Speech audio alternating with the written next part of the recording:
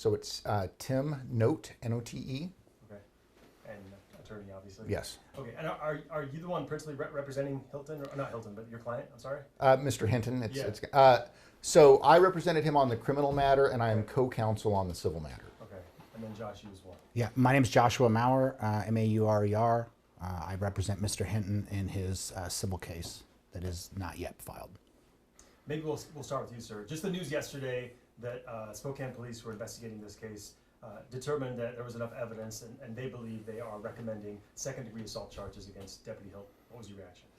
Well, I think it's obvious that he committed a second-degree assault. I am surprised that it took them 6 months to come to that realization that he committed second-degree assault, but I do think that it is a positive step in the right direction to hold Mr. Hilton accountable, or Sergeant Hilton accountable, for his egregious actions. Mm-hmm. Your client, I believe, correct me if I'm wrong, suffered 8 broken ribs, a punctured lung, and a concussion, among other injuries. Is that correct? Correct. Okay. He was severely beaten. How's he doing today? Well, bones do heal, but he is still dealing with the after effects and trauma of this beating. He had the opportunity to be here today and declined. He's not emotionally ready to talk about this. He did get emotional on the phone with Mr. Maurer yesterday when we talked about this progress that's being made on the criminal side. So he is of the same mind that we are, that he is glad that steps are being taken to hold Sergeant Hilton accountable. But again, this is only a step. What came out yesterday was a recommendation for charging, not an actual charge. I do want to ask, Hilton claims he could smell marijuana and that he saw a knife, I believe, in the car that Hinton was driving in. What is your response to those claims? Well, there was a knife in the car. I think there is a very significant factual dispute as to whether or not that knife was visible. Regarding smelling the odor of marijuana, there is absolutely no evidence that our client consumed marijuana prior to being contacted by Mr. Hilton. And even if he had, it would not justify his actions. I'm going to be really frank here and say that it's my belief that Sergeant Hilton's report was pinwhipped in such a way to try and justify his actions for the violation of our client's civil rights. There is nothing that our client could have done to precipitate the beating that he received. I think what's important Stephanie, to think about when you're dealing with the allegation that there was a knife present. Obviously, weapons have the potential to pose a threat for law enforcement officers, and I think that law enforcement officers have to be cognizant of those threats in order to maintain their own personal safety. However, probably what is most indicative of the fact that this officer was not in fear of his own safety, and that Mr. Hinton posed no real threat of any kind due to the presence of that knife is the video. And in the video, the allegation is that there was a knife found in the lower portion of a door compartment. Deputy Hilton, in the video, at least never makes any reference to that knife. Does not appear as though he ever actually realizes the presence of that knife prior to the confrontation. And at no point in time is there any evidence whatsoever that Mr. Hinton attempted to gain access to that knife. And for the most part, during the entire altercation, Deputy Hilton stood between him and his access to that knife. And so it's from the perspective of someone who's watching that video, at least, there's no real threat there. I want to talk about the reason for this, I guess you call it a stop, or the interaction in the first place. Your client was in his car in a park after dark. Is that a crime or a civil infraction, or just the fact that that was even initiated? What are your thoughts on that? Well, it is arguable whether or not he was in a park. He was outside of the fence, outside of all the signage for the Terrace View Park indicating what the hours are. He was essentially on off-street parking.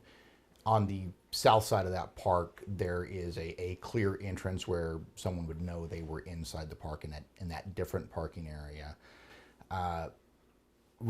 As to your question as to whether or not it is a crime or an infraction, it depends on the jurisdiction. We're in the City of the Valley. In the City of the Valley, it is being in a park after hours is a civil infraction. It's what's called a Class 3 civil infraction under the state statute, punishable by a maximum fine of $50. Now, the City of Spokane, they have a different statute, and the county itself, if they were in an unincorporated area, has a different statute. What are your hopes moving forward? I mean, just a recommendation for charges isn't the same thing as being charged. Do you have any gauge on when you might learn on whether charges will actually be filed, and do you have any gauge on if those charges will be filed? We're unfortunately completely in the dark with respect to whether or not charges will ever be filed. And I think it's important. I think a couple of things are important. First and foremost, on behalf of Mr. Hinton, I think he would want me to tell you that he doesn't relish in this lawsuit or this claim. This isn't something that he ever wanted. Again, this is a gentleman. I think part of the emotional trauma and difficulty that our client is currently having revolves around the fact that he historically has been very pro law enforcement. He is somebody who, like many of us, believe that we need strong, effective law enforcement in our community to keep us all safe. And so it shocked his conscience to find himself in this particular scenario.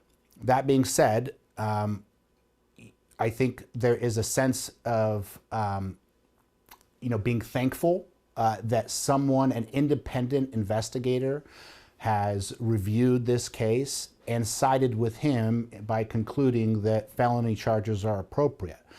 But I think it's important for people to understand that in reality, we are not one step closer to justice for Mr. Hinton. These charges have not been filed. We do not know if charges will be filed. The decision to file those charges is 100% wholly discretionary, and it has not been particularly often within our jurisdiction here in Spokane that law enforcement officers have been charged for similar incidents. So I think he's hopeful that the appropriate decisions are made. But we have not been in any discussions with any of the members of the prosecutor's office who would be able to make those decisions. So we haven't been told as to what their plans are. And the truth is that it's 100% discretionary. Charges may never be filed. I want to, you kind of addressed this already, so I'm being a bit redundant. But there are some people who watch the video and say, well, if your client would have just handed over his ID and got out and not talked back and been maybe argumentative with the deputy, this could have been avoided. I wonder your response to that. Well, neither in our state or any state or the federal government is the idea of contempt of cop a crime. My client was tired, he was irritated, and he offered to leave immediately when he was informed by the officer that he was in the park after hours. And that is in the first few seconds of the video. He says, okay, I'll go watch my movie someplace else. At best, he was potentially committing a civil infraction. Under no reasonable standard is it okay to met out that kind of a beating because someone disrespected you or had the audacity to argue with you, or in the case of our client actually know the law. When he was accused of committing a crime, he said, no, this is not a crime. This is at best a civil infraction. The other thing to keep in mind is that this assertion that Sergeant Hilton had to know or didn't know who our client was a complete fantasy. Sergeant Hilton parked behind our client's car. He approached our client alone in the dark. There is no way that he did that without running the plate first. If he ran that plate, he knew who the registered owner was. He knew that that car was what's called status 0, meaning no wants or warrants, and also knew that the registered owner of that car was also status 0, meaning no wants or warrants. He also had the ability to instantaneously get a DOL driver's license photo of our client. He knew who he was talking to, and the assertion that he needed his ID to complete this contact is farcical. In terms of the civil case, do you guys know what you'll be asking for and when you plan to file that civil case? We're waiting for some additional evidence to come in. We've been collecting evidence obviously since our client came to us. I can't give you a timeline exactly. I can tell you that our client is obviously interested in seeking justice and making sure that this scenario is never presented to any other member of our community. We need to do our due diligence in the meantime.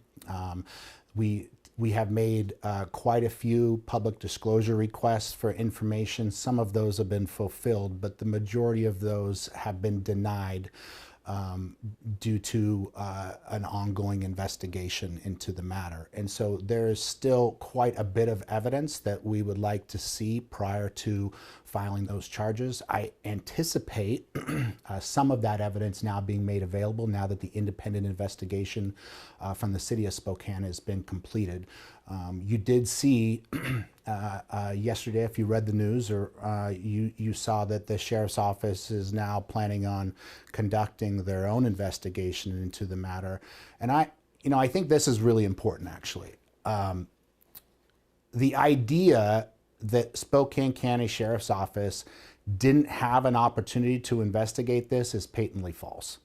They actually were the first organization to have an opportunity to investigate this matter, and they did. And their use of force expert concluded that this was an appropriate use of force. Now, two subsequent use of force experts, completely independent from law enforcement in this community, have both concluded that it was not appropriate. But the idea that the county has just shipped this investigation over to another branch of law enforcement and not conducted any investigation is just not accurate. They had their first chance, and you saw the results of it, deemed an appropriate use of force. And so we're hopeful that, that now that this independent investigation has been completed, that some type of action will be taken, but we just don't know whether or not that will happen. Well, and I don't mean to talk over you. Yeah. And what he's referring to is anytime there's a use of force, there's something generated called a blue team report in the sheriff's office, and it's reviewed by a lieutenant, and it's done very quickly after the use of force. There is although we have not been privy to that blue team report, we are aware through the investigation that it took place and that it was cleared. We're also aware that other members of the sheriff's office had viewed this video, and not one representative of the sheriff's office, before we took the body camera to the prosecutor's office, came forward and said, "Hey, we've got a problem here. Hey, this is bad."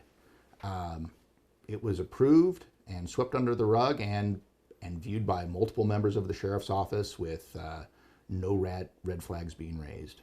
And I think that the reason why that's important is it shows that there is a cultural issue within the department where this type of behavior is not frowned upon and is approved or at least overlooked, as part of their internal reviews. The fact that multiple officers viewed that video long before we got involved, the fact that the county's own expert in use of force deemed this to be an appropriate use of force. Those are things that at least are suggestive that there's a much larger issue at play.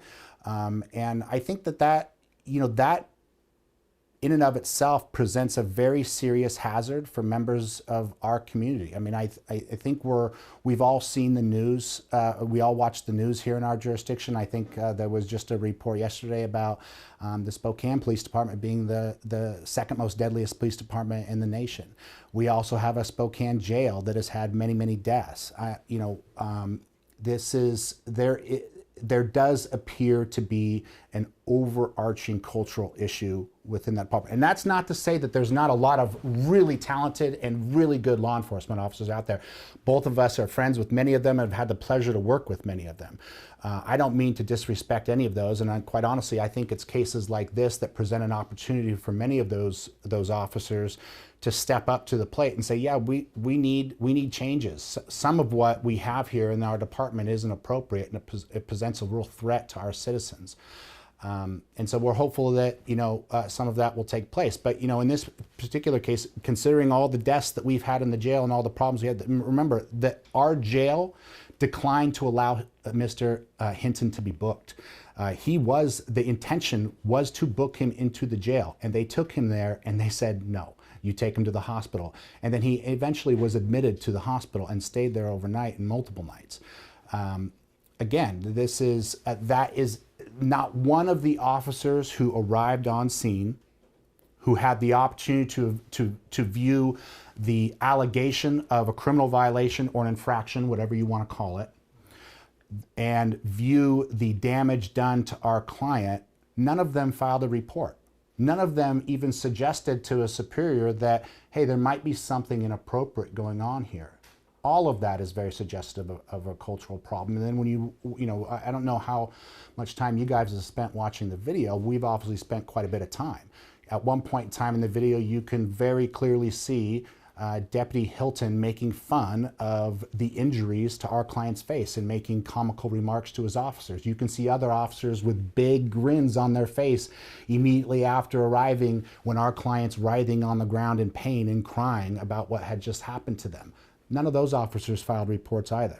There was an officer that took him to the jail and got declined, and then took him to the hospital, and while at the hospital found out that he had very serious injuries. That officer didn't report anything to upper management.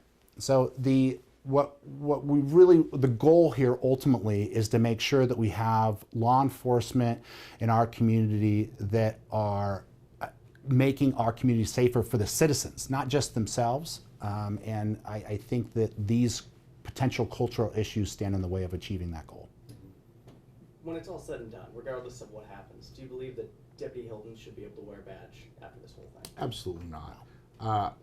Our hope is that regardless of any monetary settlement, that Sergeant Hilton be decertified and never work another day as a law enforcement officer in this state or any other jurisdiction. This was one of the most basic de-escalation scenarios that you'll be confronted with. You have an elderly gentleman who is tired and irritated, and admittedly irritated when confronted with law enforcement.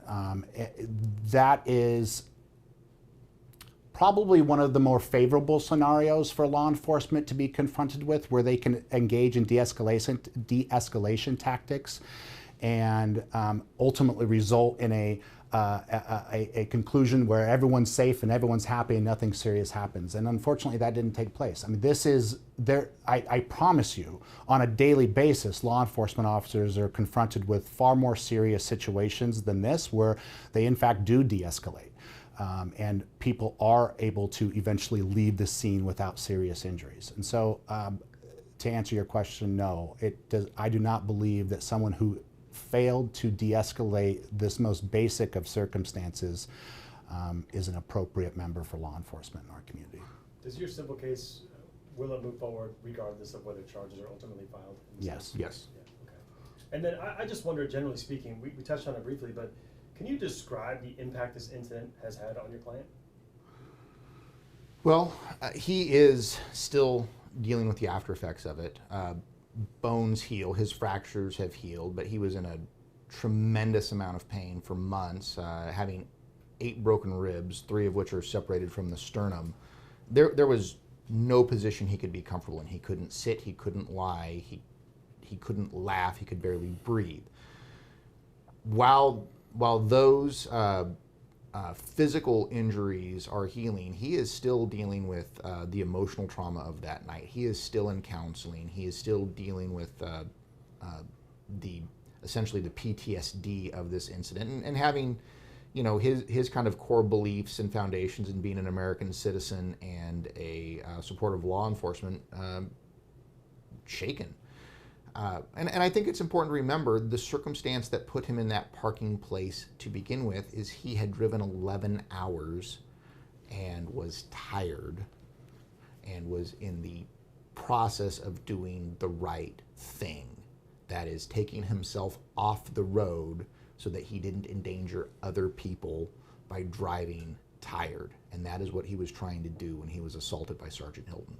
And to give you a little snapshot of our client's current life and his scenario and the emotional impact that this has had on him, since this incident, which is now over 6 months ago, our client has not returned to his home. And the only reason he hasn't returned to his home is because he knows that Deputy Hilton has his personal address, and he is in fear for his safety based on what happened to him, that if he's at his home, it's somewhere where he can be found and can be retaliated against. So I think that gives you a pretty clear example of the emotional impact that our client is still dealing with. And I know you haven't filed it yet, but will the civil suit be alleging that his civil rights were violated? And Yes. will be seeking relief from Spokane County? Is that? So when you file a civil rights complaint, your complaint is against the individual officer. Okay. Generally speaking, in almost every scenario, those officers are indemnified by the jurisdiction which they work for. However, you can also sue the jurisdiction. That's a little bit more complicated. You have to establish what we colloquially refer to as Monell liability. And we believe, based on the evidence that we've received to date, that we are well on our way to being able to establish Monell liability in this case. Okay. I just want to be accurate. You plan to seek or file a civil suit against Hilton and the county? Unless additional evidence comes in which suggests that we cannot establish Monell liability, our intention is to file a lawsuit against both Spokane County and this particular deputy.